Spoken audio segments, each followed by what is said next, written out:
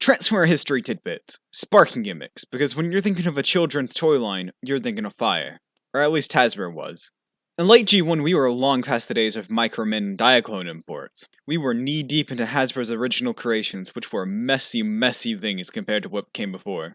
At this point, it wasn't about being a cool small-scale car, it was about heads coming off and guns forming tiny little dudes. In 1987, they decided to make monster bots that would have a sparking gimmick. It was done with a similar mechanism to a lighter and produced cold sparks. Press a button and sparks would shoot from their mouths, or in Double Cross's case, their collarbone. Because if anyone from a group of a dragon, a gargoyle, and a bug wasn't going to shoot fire out of their mouth, it was going to be the dragon. Overall, a nice small group of unique bots. However, Hasbro's thirst for toy-based arson was not quenched, so in 1988, they made the Sparkabots and Sparkticons. They have a similar gimmick to the monster bots. The difference is you roll them on the ground to activate the sparks. I forgot to record that line. The sparks come from the Sparkabot's backside to mimic exhaust, I guess. And with the Sparkicons, they had the sparks come from their mouths, which make a lot of sense seeing how we already had monster bots who did the same thing. The issue with all this rolling is you are likely to scrape and chip the toys, with the Guzzle getting the worst of it because he has an entirely painted chest to get pulverized. Another issue shared by all sparking Transformer toys is the fact that the plastic wasn't able to withstand the heat, often melting and deforming around the place the spark shot from. Despite the downsides, Takara wanted to see if burning down stuff was as fun as Hasbro made it out to be, so they did repaints of the Sparkabots and Sparkticons.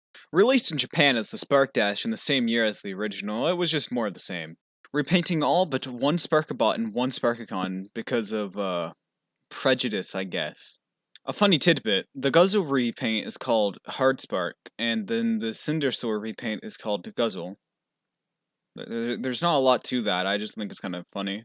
Also, Javel sounds like Jevil. This makes my Deltarune brain go brrrr.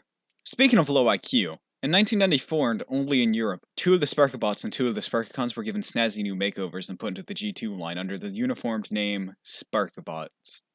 Outside of the, rather impressive color schemes, the only interesting thing about these guys is the fact that Fizzle is now called Blaze, and they changed the material of the will to activate the sparking gimmick, making it harder to actually do the gimmick. But after the bright neon days of G2 came the dark age of the sparking gimmick. For a long time, cold sparks were banished. You see, there weren't any reports of cold sparks causing fire, as much as my joking made it seem they did. That is until Barbie did a similar gimmick in one of their lines, and that led to one girl catching her underwear on fire.